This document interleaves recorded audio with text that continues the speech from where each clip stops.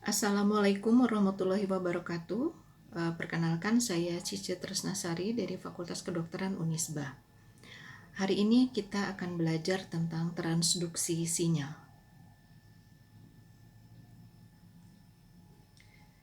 Seorang manusia berada dalam kondisi homeostasis, artinya kondisi lingkungan internal tubuhnya konstan atau setimbang. Hal ini dapat dicapai apabila semua proses fisiologis dapat berjalan dengan baik.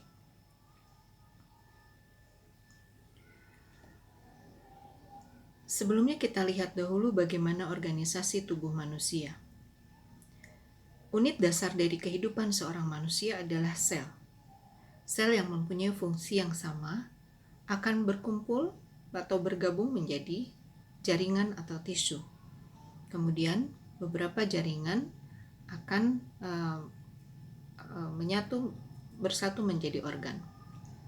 Beberapa organ akan membentuk sistem organ dan akhirnya sistem organ membentuk organisme, dalam hal ini adalah manusia. Nah, untuk tercapainya proses fisiologis yang tadi saya kemukakan, maka sel sebagai unit dasar terkecil dalam kehidupan harus dapat berkomunikasi dengan sel yang lain. Komunikasi antar sel ini dalam bentuk sinyal, dan sinyalnya ada dua macam, yaitu sinyal elektrik dan sinyal kimia. Sinyal elektrik itu berjalan atau terjadi pada membran plasma atau membran sel, dan bentuknya yang merambat adalah potensial aksi. Jadi pesan atau sinyal elektrik ini akan disampaikan dari satu sel ke sel lain pada membran plasmanya atau membran selnya. Sedangkan yang kedua adalah sinyal kimia. Sinyal kimia ini kemudian akan dikeluarkan oleh suatu sel, kemudian ditangkap oleh sel lain sinyalnya, kemudian akan menimbulkan perubahan pada sel target. Nah, perubahan atau pada sel target ini berupa respon atas sinyal kimia yang diberikan. Nah, kali ini kita akan membahas tentang komunikasi antar sel dengan sinyal berupa zat kimia. Ya. Baiklah, pola umumnya adalah seperti ini. Jadi kalau sel berkomunikasi dengan sel lain, maka sel pertama yang menyampaikan pesan itu disebutnya signaling cell. Signaling cell ini mengeluarkan sinyal kimia, ya, berupa molekul kimia dari badan selnya, kemudian dikeluarkan ke cairan ekstrasel, ya, ke sini ini cairan ekstrasel. Jadi ini sel signaling cell mengeluarkan partikel-partikel kimia, jadi berupa molekul kimia, dan itu adalah sinyal yang akan dia sampaikan kepada sel target. Nah, bagaimana dia sampai ke sel target? Harus ada sesuatu yang dapat menangkap pesan kimia tadi pada target sel, yaitu reseptor. Jadi penerima sinyalnya adalah reseptor. Kemudian nanti dibawa masuk ke dalam sel untuk agar terjadi perubahan pada sel sebagai bentuk respon dari sinyal kimia yang ditangkapnya. Ada 4 cara komunikasi antar sel. Dalam hal ini sinyalnya adalah sinyal kimia, ya. Pertama, direct cytoplasmic transfer. Dan ini bentuknya adalah bentuk hubungan antar selnya adalah gap junction. Kemudian yang kedua adalah contact dependent signaling. Yang ketiga, local chemical communication.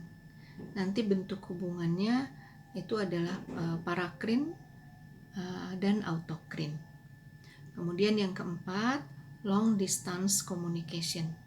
Jadi antara satu sel dengan sel lain yang menjadi target selnya itu jaraknya jauh.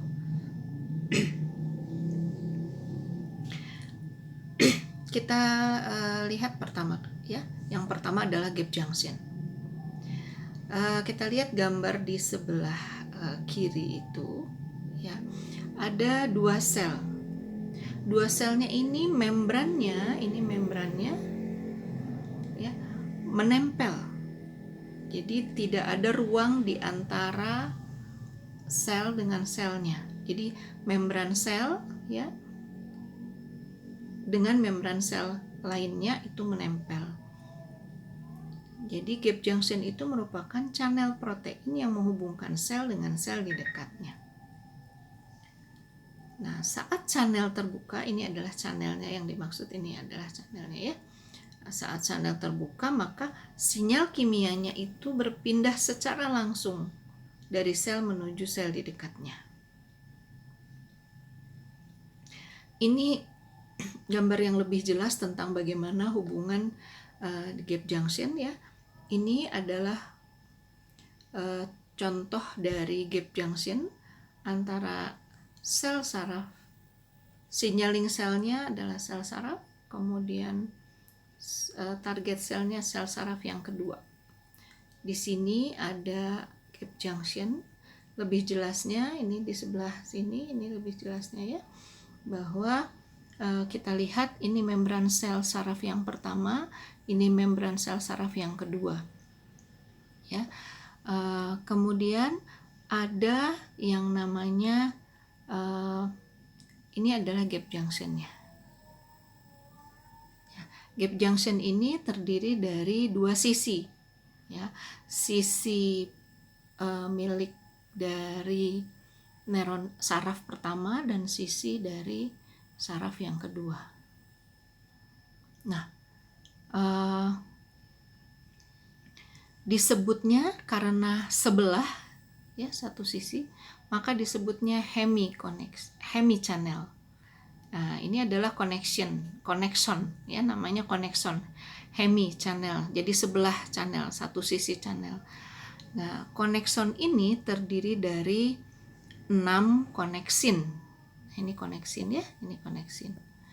Jadi ini adalah kalau kita lihat ini membran, kemudian nanti ini adalah membran sel juga, kemudian ini adalah koneksin ya.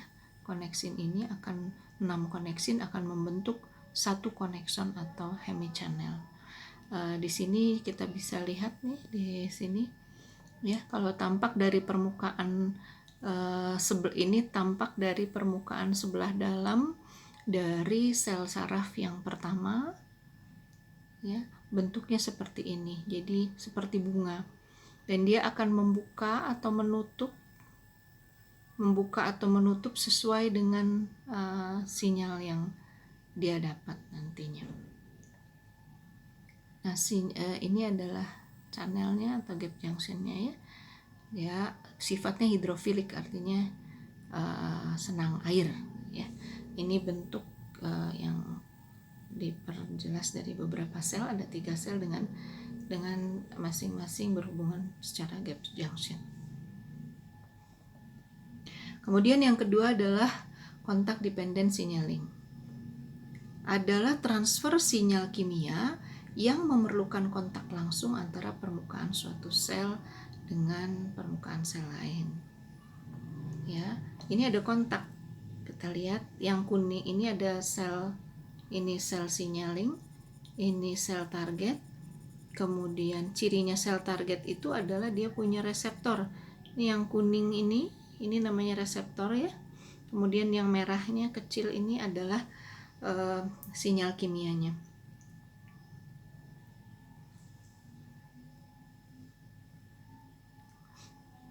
Yang ketiga adalah local chemical communication, yaitu sinyal kimia yang dihasilkan oleh sel signaling berdifusi dulu ke cairan ekstrasel. Ini cairan ekstraselnya ya, ECF ya, kita kenal pada kuliah saya di tentang potensial aksi. ECF itu extracellular fluid. Jadi pada local chemical communication ini ada sinyal kimia yang dikeluarkan oleh sel menuju ke ekstrasel dulu, kemudian baru ditangkap oleh reseptor. Nah, Bila reseptornya itu adalah sel itu sendiri, maka disebutnya autokrin. Tapi bila reseptornya adalah sel tetangganya yang dekat, maka kita sebut parakrin. Berikutnya adalah long distance cell to cell communication. Ini ada beberapa macam bentuknya, tapi pada intinya dikatakan distance itu karena jauh, ya. Pertama kita lihat yang A, hormon. Hormon disekresikan atau dikeluarkan oleh sel endokrin. Ini sel endokrin. Ini adalah hormon sebagai sinyal kimianya. Kemudian masuk dulu ke dalam pembuluh darah. Jadi dia bersama-sama darah mengalir ke tempat yang jauh. Kemudian pada suatu tempat dia akan dikeluarkan dari pembuluh darah. Sinyalnya tadi dikeluarkan. Di tempat yang jauh itu ada sel-sel. Tapi hanya sel yang mempunyai reseptor yang sesuai dengan sinyal kimianya, yaitu hormon, yang akan dapat dimasuki oleh, yang akan dapat menerima sinyal kimia berupa hormon tadi, sehingga kemudian menimbulkan respon dari target sel.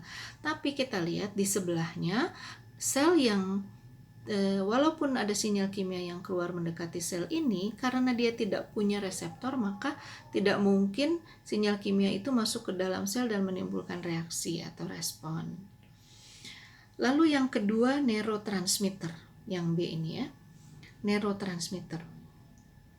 Neurotransmitter itu adalah zat kimia yang dikeluarkan juga oleh oleh saraf. Tapi dia dikeluarkannya, disekresikannya ke dalam ada gap atau celah yang sempit. Celah ini disebutnya ini yang dikatakan small gap itu di sini. Jadi dia berdifusi dulu, sinyalnya keluar dari ujung sel saraf, keluar ke gapnya, kemudian diterima oleh reseptor dari target sel. Ini neurotransmitter. Yang ketiga, neurohormon. Jadi kalau ada kata-kata neuro berarti itu sel saraf ya, berhubungan dengan saraf. Kalau neurohormon berarti hormonnya dihasilkan oleh sel saraf ya. Hormonnya dihasilkan oleh sel saraf. Kita lihat di sini ada sel saraf, dia mengeluarkan sinyal kimia berupa hormon. Ciri hormon itu adalah sama seperti yang A tadi ya, dia dikeluarkan masuk ke dalam pembuluh darah, dibawa oleh darah ke tempat yang jauh dan akan dapat diterima oleh sel yang mempunyai reseptor yang sesuai ya. Kalau tidak punya reseptor seperti sel sebelahnya, maka tidak akan dapat menerima sinyal kimia dan tidak akan menimbulkan respon. Jadi kuncinya harus ada sel yang menghasilkan sinyal kimia, kemudian ada sinyal kimianya, ada reseptor pada target sel, dan ada target selnya. Ini komponen utamanya.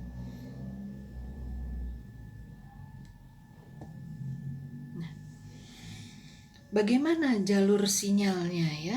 Jalur sinyalnya yang lebih detail ini kita lihat pada ini ya, bagian ini.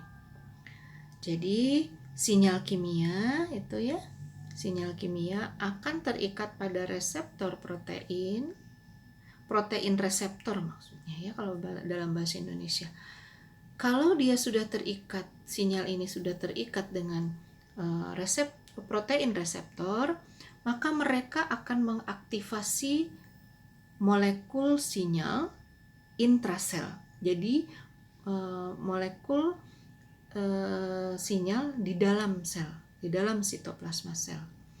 Kemudian bila molekul sinyal intraselnya sudah aktif, dia akan mengubah protein targetnya yang ada di dalam sel.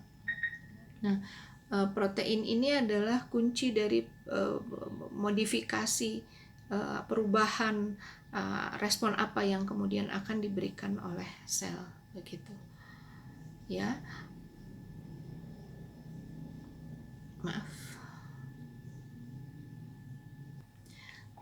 mari kita lihat pada gambar ini ya.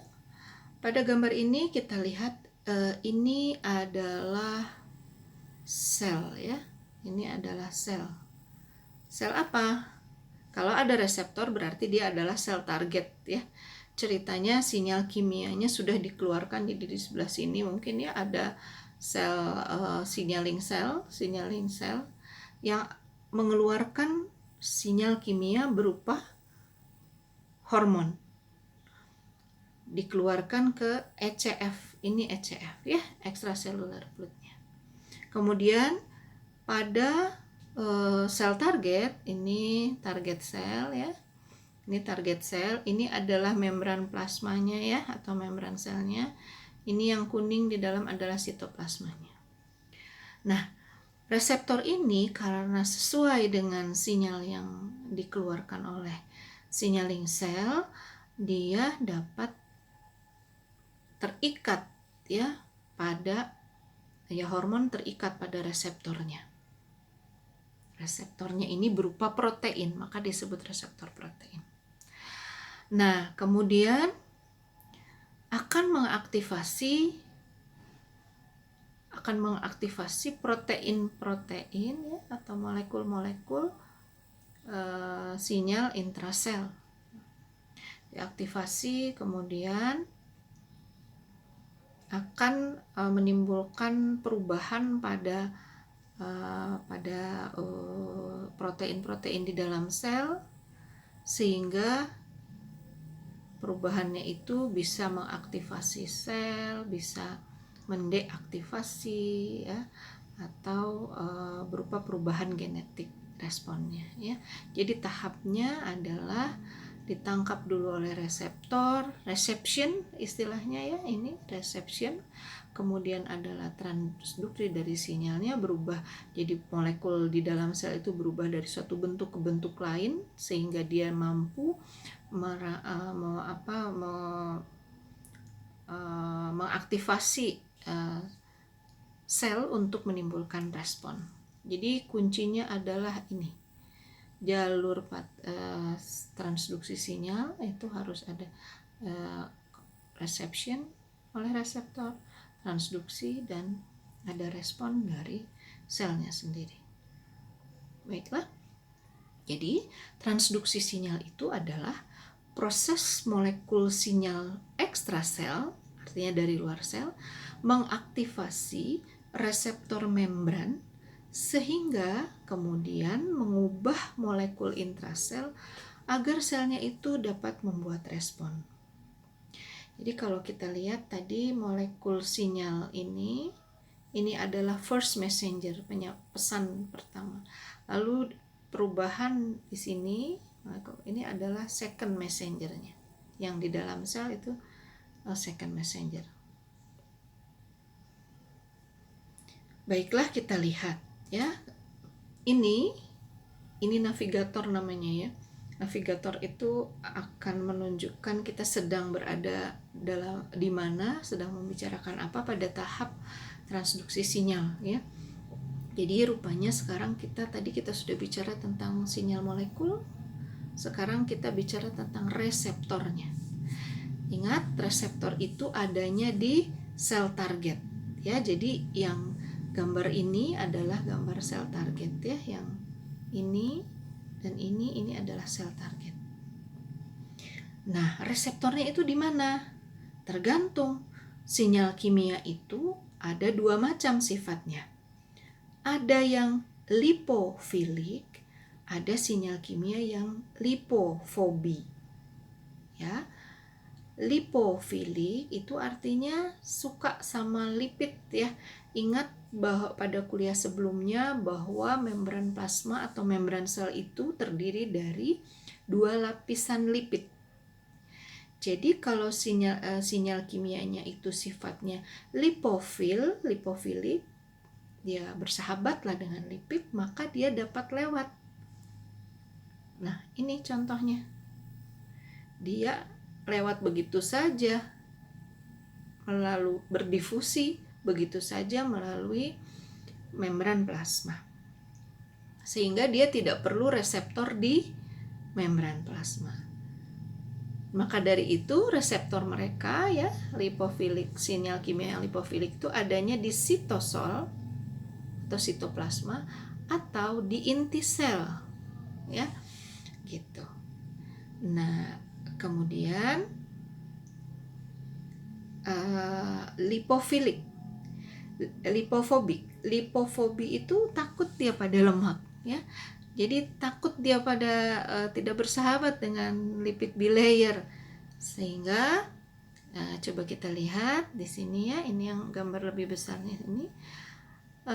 Ini adalah sinyal kimia yang lipofobi. Karena dia lipofobi, dia tidak bisa berdifusi langsung.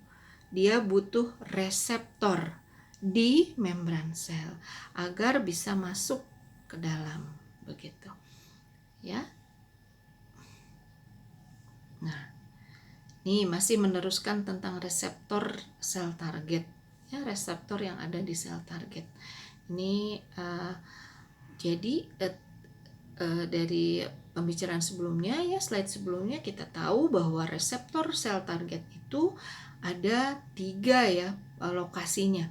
Pertama di membran sel, yang kedua di sitoplasma atau sitosol, dan yang ketiga di nukleus atau inti sel. Nah, mari kita bicarakan tentang ini ya, yang di membran sel. Kenapa? Nah, karena kita tadi mau cerita tentang transduksi sinyal ya. Transduksi sinyal. Nah, sekarang di membran sel itu ternyata ada beberapa macam jenis reseptor ya. Nah, pertama chemically atau ligand gated ion channel, atau disebutnya reseptor channel, atau sederhananya channel ya. Kemudian yang kedua ada reseptor enzim. Yang ketiga ada G-protein coupled receptor. Dan yang keempat, integrin reseptor. Ini adalah inti dari kuliah kita hari ini. Mari kita lihat lebih detail. Ya, jadi reseptor sel target yang berada di membran itu ada 4 ya. Pertama tadi channel ya. Nih, channel. Channel itu akan ini ligan atau sinyal kimia berupa ligan ini yang menempel pada channel. Nah, nanti menimbulkan reaksi berikutnya. Kemudian yang kedua, reseptor enzim. Nih ya. Ini reseptor enzim Jadi dia punya 2 sisi reseptornya. Pertama, sisi yang menghadap ke extracellular fluid itu adalah benar-benar reseptornya, tapi kemudian reseptornya terhubung dengan enzim yang menghadap ke intracellular fluid. Kemudian yang ketiga ada G-protein coupled receptor. Kenapa disebut G-protein coupled? Karena dia G-protein ini seperti halnya reseptor enzim, dia terikat dengan reseptor. Jadi reseptor terikat dengan G-protein. Ini reseptornya, kemudian ini G-proteinnya, begitu. Ya. Kemudian yang keempat adalah integrin. Integrin ini dia integrin itu dari kata integral ya, jadi dia menembus dari membran plasma dan kemudian dia terikat dengan anchor protein dan sitoskeleton ini. Ya, jadi kita sudah bicara tentang macam-macam reseptor sampai di sini ya. Baiklah. Nah, ini adalah gambar dari bagaimana skema dari transduksi sinyal ya. Nah, apabila ligan terikat dengan reseptor di membran sel, dia akan mengkompleks reseptor ligan ya, disebutnya ligan reseptor kompleks. itu akan mengaktifasi enzim. Karena enzim ini sifatnya memperkuat, ya, memperkuat ligan untuk menimbulkan efek terhadap molekul intraseluler, maka dia disebut amplifier enzyme. Ini amplifier enzyme. Jadi ligannya itu diperkuat beberapa kali sehingga menjadi molekul intraseluler. Ya, kemudian itu polanya seperti ini. Nah, sekarang pola dasar dari biological signal transduction pathway. Jadi pola dasar alur transduksi sinyal itu adalah seperti ini. Dan ini nanti diterapkan pada berbagai macam proses transduksi dengan berbagai reseptor. Tadi 4 macam reseptornya, ya. Yang pertama, molekul sinyal ekstrasel itu terikat dan mengaktifasi reseptor membran. Nih ya. Ini sinyalnya, sinyal molekul, sinyal kimia, dia terikat pada reseptor yang ada di membran. Selain terikat, dia mengaktifasi juga reseptor tersebut. Ya. Kemudian reseptor membran yang sudah diaktifasi akan mengaktifasi protein. Ya, mengaktifasi protein. Nah, protein ini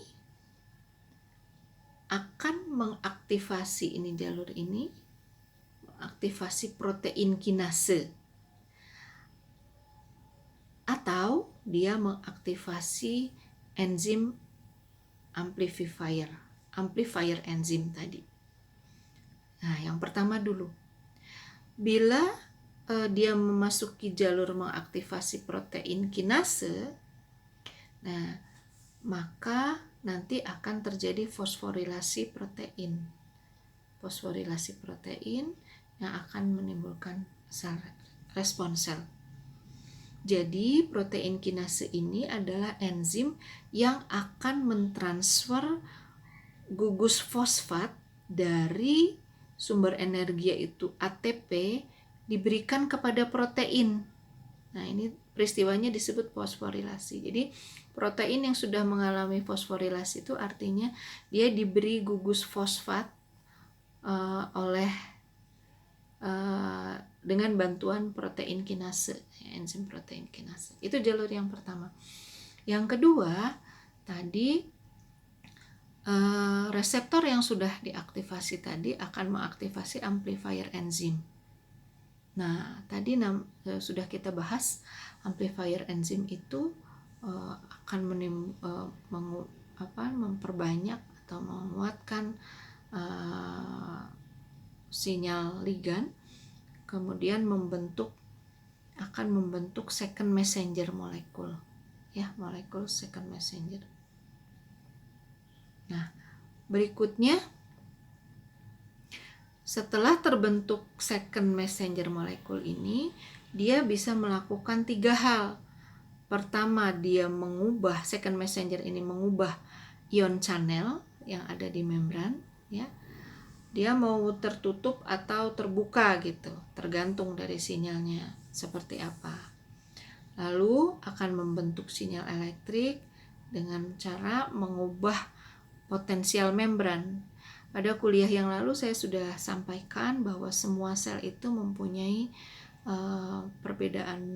mempunyai potensial membran hasil dari perbedaan muatan ion di dalam dan di luar sel, ya. Jadi tadi kita ulang lagi, jalur yang pertama second messenger ini akan mengubah ion channel, apakah dia akan membuka atau tertutup ini, ya, gate-nya, gerbangnya. Yang kedua, dia dapat meningkatkan kalsium intraseluler. Ya, kalsium ini akan berikatan dengan protein sehingga proteinnya berubah, dan proteinnya berubah itu artinya nanti timbul respon dari sel.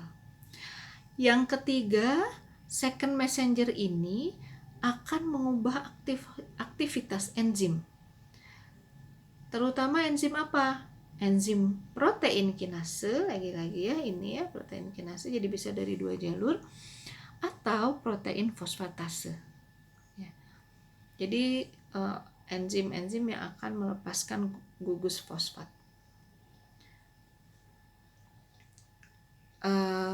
Atau akan melepaskan gugus fosfat dalam bentuk fosforilasi atau defosforilasi protein sehingga mengubah respon. Ya. Nah, hal yang keempat berikutnya, protein yang dimodifikasi oleh kalsium binding dan fosforilasi tadi ya akan menimbulkan mengendalikan satu atau lebih proses. Jadi akibat dari fosforilasi dan kalsium binding protein ini adalah kunci dari perubahan proses berikutnya, maka bisa terjadi satu atau lebih dari 4 macam proses ini menuju perubahan ya, atau respon sel. Kuncinya ada 4 ya prosesnya. Dia bisa satu atau lebih dari satu proses yang ditempuhnya. Jadi setelah terjadi fosforilasi protein dan kalsium binding protein, maka timbullah keempat ini ya, satu atau lebih. Pertama, dia akan mengendalikan di sini tuh responnya nanti kan berupa 4, kuncinya 4 macam itu. Mengendalikan kerja enzim metabolik, jadi metabolisme akan berubah. Kemudian yang atau kedua, dia mengendalikan protein motorik pada sel untuk terjadi kontraksi atau gerakan dari sitoskeleton. Sitoskeleton itu rangka dari sel ya. Yang ketiga, bisa juga dia memilih jalur protein yang mengatur aktivitas gen dan sintesis protein itu dikendalikan. Sehingga nanti aktivitas gen dan sintesis proteinnya berubah dan timbullah respon dari sel. Dan yang terakhir yang mungkin dia kendalikan ya adalah transport membran. Transport membran keluar maupun ke dalam, dan reseptornya sendiri ya, semacam reseptor. Lewat 4 hal tersebutlah kemudian terjadi respon sel tergantung dari sinyal kimianya ya. Nah, ini adalah macam-macam amplifier enzim ya. Kita lihat amplifier enzim. Yang pertama contohnya yang ada di membran sel itu adalah adenilil siklase. Adanya dia di membran sel. Kemudian dia diaktifasi oleh siapa? Oleh G-protein coupled receptor. Jadi reseptornya ini. Apa kerja enzim ini? Mengubah ATP menjadi siklik AMP. Kemudian guanilil siklase, adanya di membran sel dan di sitoplasma atau sitosol. Siapa yang diaktifasi oleh siapa? Oleh reseptor enzim ya. Jadi jenisnya G-coupled, G-protein, ini jenisnya reseptor enzim. Nitric oxide ya. Dia mengubah GTP menjadi siklik GMP.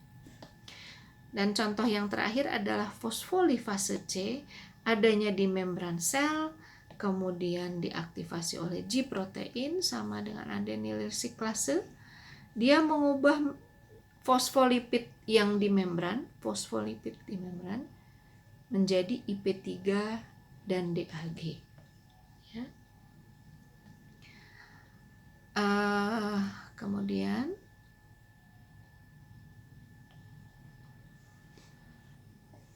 berikutnya adalah tabel yang memberikan contoh beberapa second messenger. Yang pertama itu adalah second messengernya adalah kalsium, ion kalsium. dia terikat pada kalmodulin dan memberi efek perubahan pada aktivitas enzim. Berikutnya ada nukleotida, ya jenisnya nukleotida, dia contohnya siklik AMP, dia mengaktifasi protein kinase khususnya yang A, ya, dan menimbulkan fosforilasi protein. Yang lipid contohnya inositol trifosfat, kemudian dia merilis kalsium dari gudangnya di dalam intrasel. Kemudian ada diasilgliserol, ya diasilgliserol ini akan mengaktifasi protein kinase yang C, jadi sama menimbulkan fosforilasi protein juga. Nah, mari kita lihat lebih detail. Pertama adalah tentang reseptor channel tadi ya, yang pertama ya. Reseptor channel atau nama panjangnya adalah chemically gated atau ligand gated ion channel, ya.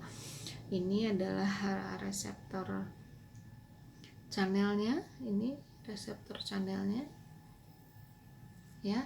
Kemudian dia terutama berupa neurotransmitter seperti tadi pada neurotransmitter yang dijelaskan di awal ya tadi ya. Nah, kemudian reseptornya ini disebutnya bisa disebut neurotransmitter reseptor karena paling banyak adalah ligannya berupa neurotransmitter. Nah, kita lihat ligannya ini berikatan dengan reseptor, ya. Setelah berikatan, maka ion channel ini yang ada panah hitam bisa membuka atau menutup tergantung dari sinyalnya ya. Kemudian akibat menutup dan membuka atau membuka, maka ada ion yang masuk, ada ion yang keluar, sehingga permeabilitas membran terhadap ionnya berubah. Nah, jadi terjadilah perubahan potensial dari membran. Nah, keadaan ini akan mengubah protein yang sensitif terhadap voltase, ya, sehingga menimbulkan respon. Jadi begitu ya. Jadi, nah reseptor ini diaktifasinya bisa oleh 3 hal. Pertama, langsung oleh ligannya tadi ya, yang menempel, terus ini membuka atau menutup. Nah, kedua, dia bisa diaktifasinya oleh G protein atau dia melalui second messenger yang di dalam sel. Jadi mengaktifasi channel ini, reseptor channel ini melalui tidak hanya oleh ligan tetapi yang menempel langsung, tapi bisa juga ligan mengaktifasi G proteinnya kemudian menimbulkan efek ke reseptor channel, atau dari G protein menyebabkan perubahan dulu ke second messenger, kemudian second messenger yang memberi pesan gitu. Jadi jalannya ada macam-macam. Yang kedua tentang reseptor enzim ya, tentang reseptor enzim. Ini adalah salah satu contoh, karena enzim itu banyak sekali ya reseptor enzim. Ini salah satu contohnya adalah reseptor enzim di mana enzimnya adalah tirosin kinase. Sehingga disebutnya tirosin kinase reseptor. Ya. Jadi tirosin kinase ini akan mentransfer gugus fosfat dari ATP kepada tirosin. Ya. Tirosin itu adalah bagian dari protein. Nah, kita ingat lagi tadi dikatakan bahwa reseptor enzim ini punya 2 sisi. Sisi reseptor itu kemudian sisi enzim. Ligan akan terikat pada reseptor, ini ligannya, terikat pada reseptor. Kemudian mengaktifasi enzim setelah terikat. Contoh ligannya adalah insulin, pakai cara ini. Contoh enzimnya macam-macam. Bisa protein kinase, bisa guanylyl siklase ya. Ini adalah reseptor enzim. Yang ketiga, ini G protein coupled reseptor terbanyak, katanya reseptor terbanyak ya. Dia kita lihat ini adalah komponen dari reseptornya, kemudian ini komponen dari G proteinnya. Komponen dari reseptornya itu mempunyai bagian yang ekor, ya. Bagian ekor ini dia terhubung dengan protein G. Nah, protein G sendiri bertindak sebagai transducer, ya. Jadi mengubah satu bentuk menjadi bentuk lain. Kemudian enzim amplifiernya adalah adenylyl siklase. Ini adenylyl siklase. Ini adalah enzim amplifiernya. Dan fosfolipase. Contoh ligannya macam-macam yang menggunakan jalur ini. Hormon, ya, kemudian growth factor, olfactory, visual pigment, dan neurotransmitter. Kalau ini berarti karena enzim amplifiernya adalah adenylyl siklase, maka kita sebut ini adalah sistem G protein coupled adenylyl siklase cyclic AMP. Ya. Baiklah. Selanjutnya, ya, kita telusuri jalannya, prosesnya bagaimana. Pertama, molekul sinyal ini akan berikatan dengan reseptor, ya. Reseptornya. Kemudian akan mengaktifasi G protein. G protein akan mengaktifasi adenyl siklase. Amplifier ya, enzim yang bersifat amplifier. Jadi dia akan mengubah ATP menjadi siklik AMP. Siklik AMP-nya mengaktifasi protein kinase A. Protein kinase A fosforilasi memberikan gugus fosfat kepada protein. Jadi protein lain dia bantu untuk difosforilasi sehingga timbul sel respon. Masih G protein coupled receptor, ini adalah sistem yang lain. Ini adalah G protein coupled fosfolipase C atau PLC. Ya.